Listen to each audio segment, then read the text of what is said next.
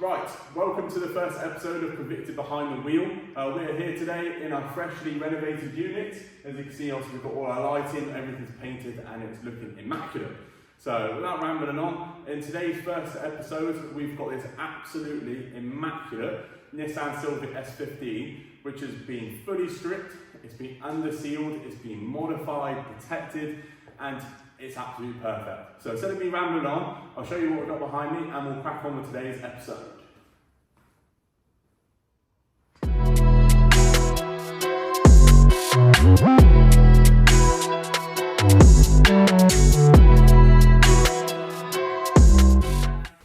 Right, so first of all, Will, thank you for coming. I really appreciate you coming down. So, just want to chuck you straight into the deep end.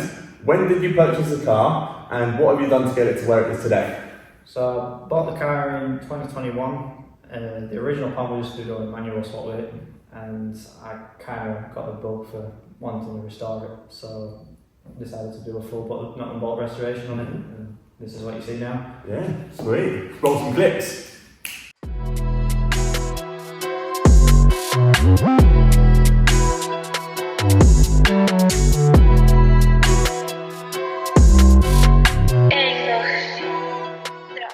We've shown you around the car, it looks pretty good.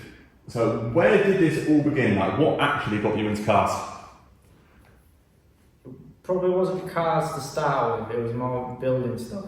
It was my granddad that I probably said what got me into it. Now, what did he have when you were younger? Well, he wasn't the car, he was a mechanic. Oh really? So he built bikes, he worked on coal mining machinery, and then as I got older I got more into cars, because originally I was into American stuff. Yeah. My favourite car was a Shelby Daytona. Oh really? Right, I'm going to add a picture in now. So obviously that, and what have you ever thought about just like buying an American car? What sort of got you into like wanting to get like a 90s to early 2000s Japanese cars? I think the first time I actually wanted our Jack car, especially a Silvia, is on the Base Hunter music video when you saw it drifting around. Oh really? And then obviously when Fast and Furious came out, you can obviously it's Mona Lisa. Yeah, it is. The pinnacle car. And then after that I'm like, I've got to have one of them. Painting, the one and the woman who's smiling all the time. The Mona Lisa. Right, Mona Lisa. Well look man, this car right here is like the Mona Lisa of the drift world. Right, we're going to start off with just going into the engine bay. Clearly, also you can see it's immaculate. So what have you actually done to get it to where it is today? Engine bay wise, the idea of this car was to build it to make it last. So I wanted this chassis to last before the engine does, because this engine is not staying. So this engine is obviously the NA motor, but it's got the Ortec cams and the manifold, and we just upgraded cooling system, coil rad, rocker cover painted by my mate Joe, a few bits of sinks just to keep it tidy till I eventually build my new engine. The plan is to be a HKS 2.2 stroke. Oh right, really? Oh right, because this is just obviously it's an SR20, but it's the NA. Yeah, this is an SR20 DE, and obviously the turbo version is SR20 DET. Yes, right, cool. So obviously doing it, so obviously you've done all the rocker body and everything as well, so everything's been resprayed, you've done all that, everything's cleaned up, like you can literally just see it is immaculate in here. It's even got to the point as well, most of them are rusted over just in here, but I'll show you the clip in here now, where literally everything is pristine, even going down to the little markings, serial numbers and everything, it is literally perfect. It was perfect. Perfect. Everything, down to the last minute details. Right, so we've gone through the engine bay, we've gone through little bits like that, we've just shown a little bit of the outside of the car. The most important thing and the most impressive thing about this car is underneath it. It is literally perfect. So you'll see in this clip I'm showing now, like you'll see there isn't even a mark on it anywhere. So what have you done to it? Like, what did you do to actually get it to what it is right now? So originally the car came, it was pretty clean, there was no rust, so nothing really major to basically fix. So originally I stripped back the whole shell, just the bare metal, then decided to epoxy primer it, seam sealer, bed liner, and then every single bracket to be powder coated or changed to something brand new or upgraded, and opposite bolts, literally all the original bolts just been replated. Yeah, so obviously you can see obviously the UK weather, like the roads are horrific. Like most cars by now, with how the roads are, especially this time of year, obviously it's winter right now, the roads are horrible, isn't it? So, like you must be thinking every time you drive it, like it's going to ruin it. But to be fair, considering it's pretty mid still, like it's been caught in a couple of storms. I wasn't happy about it, but it's took it like a champ. yeah, you can see it as Not well. anything really gone wrong with it so far. So. Yeah, that's all good. So, right, before I even get into any more of the car, there's one thing. So as you can see, I'm next to a Yorkshireman at the moment, and it's a big debate because I'm from down south, but I live up north now. So the question is it breakfast, lunch, and dinner, or is it breakfast, dinner, tea? Breakfast, dinner, tea. See, that's what you get, obviously, for people around Yorkshire, they're always going to say that. From where I'm from, it's breakfast, lunch, dinner. But when I moved up here, I was like, what, lunch? What's lunch? Never. But yeah, we've got that out of the way now. It's a little bit better about with a few of my mates up north, so that's out of the way, they're all wrong. No. So, right, we're going to get into your modification now. Yeah. We're going to have a look around it, we're going to talk about it. So even to start off, we'll go for the exterior. So what have you done visually wise? So outside the car, it has been a full grease spray by my best mate Joe. He's done a smashing job. I can't thank him enough for it. So this is a stock colour as well, isn't it? Yeah, this is factory WV2 silver, just fully redone. The body kit is factory aero, apart from the rear bumper, the centrepiece is 326 power. What's a fiberglass option? Yeah. And the mirrors are from JDM Garage, whatever carbon. The Ganador. Yeah, so also the replica ones. They are the expensive ones where they actually are aluminium cast. Yeah, because I know some that say you get the Ganadors and that. Because when I had my S14, I was looking at a set for them, and I was looking at there was a car set with mate Bart. I'm sure it was Bart who had it on his Zenki, yeah. And he had them. Expensive, ain't they? They are so money. Mirrors. Yeah, you said they really spend that much on just some wing mirrors, like they're teeny, but to be fair, they look the part, don't they? Like, it's completely changed. One to set genuine ones, but I won't pay £1 for some mirrors. Like they are stronger, and you can actually buy the parts from.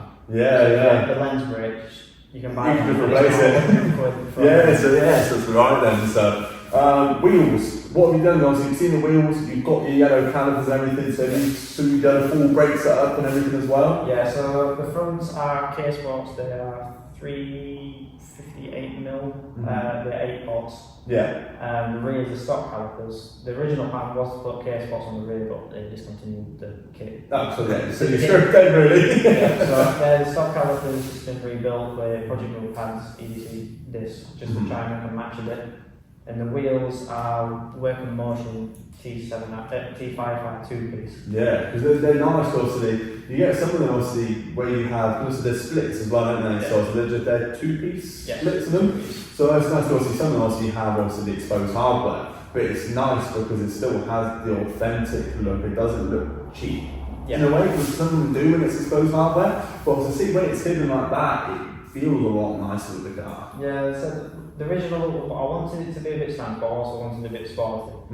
So originally I wanted the Workmeisters, but then like everyone goes for Workmeisters. Yeah. And then I saw these pop up on. I used to have the T7R single piece ones on my old car. Oh really? And I wanted these ones because one, I like the look. Yeah. Two, I wanted to be able to see through the wheels, so see what I've actually done to the car. Yeah, because it depends on the car, doesn't it? Because obviously the more spokes you've got as well, the more stance look you go for. Is that if you say you're good to go for like BBS, like some people do on the jack cars, you can't see what's behind it, but that's what you get. Obviously, you can see your brakes, like you can see how big your discs are. You can see the beautiful yellow calipers in it as well. So you literally hit the nail on the head with it. It's absolutely perfect. But as we know as well for this car, it looks like a Spec R, but it's actually a Spec S. It is. So I have a Trojan horse. I have a Spec S N8 Auto, but it has upgraded manifold and cams, so it is a little bit quicker, but an MX-5 boosted will still beat it. Yeah. As I learned the hard way not too long ago. Yeah, so that's the thing, but it's an MX-5, innit? It's not an S15, you know what I mean? Like, you've got the looks, when you've got a show car, they're not always made to be quick. So remember that, they're not always made to be quick. Because once you start going a bit down the stancy route, you can't be flashing around with so much power because you're going to smash it into a tree. So, but right, so obviously for S15 Spec R wise, what Spec R bits have you got onto the car? So Spec R wise, there's not really a lot that actually I put on. A lot of it came with the car. So this is the Spec S Aerial, so it came with side skirts, the rear pods and the wing. But the only Spec R thing I've put on is just the bracing, factory bracing. Oh, right. Oh, right, so the kit itself and everything, is that all what comes with it from factory for this one then? This one. They did, when you look into it, they did like 14 different variations of different packages, like audio packages, styling, etc. And yeah, it goes a bit crazy. But this one is a sunroof model, as you can see. Yeah, so it has the optional extra pop-up navigation dash. Oh really? Oh, wicked. And random little bits like this, got R34 Skyline door cat lights. Yeah. Random stuff like that. It's the little things though, isn't it? Like adding to it as well. Also, you've gone for one which is a bit higher spec. A lot of people just adds their bits to it, and also adds bits from other cars. But obviously, as you can see from yours, it's like high spec from factory. Like, if we have a quick look around the interior as well, the interior is pretty damn clean on it. So what have you done interior-wise? Have you kept it fairly stock inside, but just kept it clean? The interior at the minute is stock.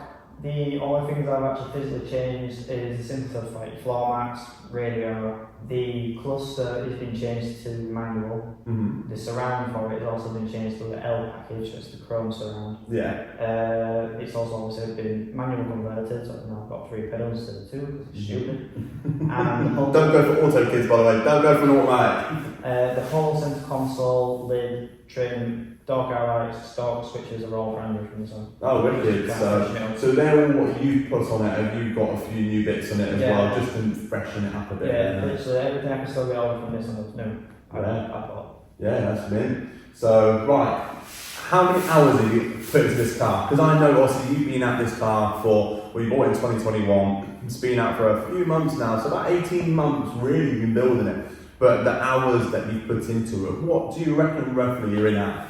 It's got to be over 1,000. Yeah, easy. Yeah, easy, over 1,000. I'd say a lot of it was me either redoing stuff I wasn't happy when I did it before because I was knackered. But it's got to be over 1,000 because I spent that much time grinding it, the shell wise, getting it where I wanted it as a base. Yeah, it's got to be over 1,000. It's meant, isn't it? So, but right, so if we're going to go down, what are you going to do next to the car? Obviously, you've done a lot of it. You've done a lot. Visually wise, like, is there much more you can do to it, like aesthetically? Visually, the only thing I've thought about is changing the front bumper to the aero one, but I refuse to pay £3 for get plastic. Yeah, they're really expensive, but you can get the replica kits, you get some of the fiberglass ones. But fitment wise in them as well, they're not as good. No. And obviously you catch up anything, it snaps really, isn't it? Yeah, I haven't got an issue with fiberglass, that's why the rear bit's fiberglass, but it's well made. Yeah. But I have a thing for keeping OEM, like the whole car is based around OEM plus. Yeah, definitely. So the front bumper I want original because the front arches are brand new. Yeah. So I wanted it to match and mount. So to go together. Ones, there's just nothing there. Yeah, because with the way you mount it around, like as fibre come out, it might not be the same thickness and everything as it would be with the wing. Yeah. So obviously then it could poke out more. You then got to sand it back. It's just so much work when it gets to it. Once the money is there, you just send it. You've got it all exactly how you want it. Yeah. So I wanted aero, but they're too expensive. So I went for these ones are the Aero V front pods for the custom carbon lip. Yeah. And I've only ever seen one car, and that's in Japan. Oh, really? I have seen some people with the reps, but these are the genuine pods. Yeah, wicked. So right, so we've gone through aesthetics. We know sort of what we want to look at for the future. Engine-wise, because we spoke about this earlier, yes. And I was right, curiosity. you've got the NA, so obviously I knew one day you're going to want to upgrade that engine. So what is it you're actually going for, like specifically? Because a lot of people, when they go for an engine swap, when they're F-Satis, they go for something like an RB. Like sometimes they 2J it. So what is your plan moving forwards mechanically? So I do actually have a Neo VVL P12 head, what is off a GT X-Trail pickup, what's Nissan's version of VTEC. Yeah. So the head will rev up to like 10, 11,000 RPM. Oh really? Oh right, so you're going for like the Honda sort of style, let me back in it. And then the engine, the plan is for that is to go 2.2 stroke at the bottom end, and then with that head, it'll be like a 600, 700 horsepower. It's just going to be a beast altogether, isn't it? That's So like fabrication wise for it, because obviously it's two separate bits, obviously you've got your block and you've got the head. Is it literally just a straight fit together? More or less straight fit. There's a couple of things you have to do for oil wear and stuff like that, but more or less straight together. Oh, that's easy enough then, isn't it? So the reason I built the car this way is to accept the engine. I built it this way. I didn't want to have it set it away for another year. Yeah, that's the thing. You built it to drive it, to get it out there as well. Because obviously you've been to a few shows this year. Because obviously you've got it ready 3/4 of the way through show season, really, didn't you? Yeah, I only got, I think, 3 shows, 3-4 shows at the end of it. So I've got Gravity, you guys, Exclusive, and Ultimate Stance at Telford. Yeah, and that's where he was on our stand at Ultimate Stance, where didn't make it because we had some mechanical issues, but when he had his mirror underneath his car, it was just perfect. Like, the amount of people looking around it, and like you don't really know what's been done to it until you see underneath the car. Yeah. So that's the thing. So when you have that mirror down and people see it, it is literally like the dream build for an S15. So, but I think we're pretty much wrapped up with most things for the car. The next question, and probably the final question as well, I want to ask it is, if you were to have to do a build like this again, what car would it be and why? It'd have to be a PS13 for me. Still Silvia, best chassis going. Fine. Yeah.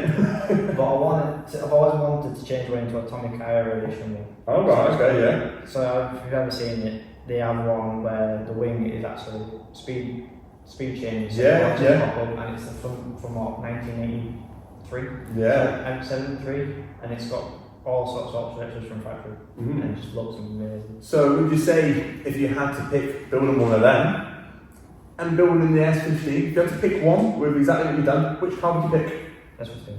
All day long. So right, I think that's it for today's episode. We'll put a few more clips around with the car, showing you around it. But Will, it's been a pleasure. Thank you for coming down, and we will see you in the next episode.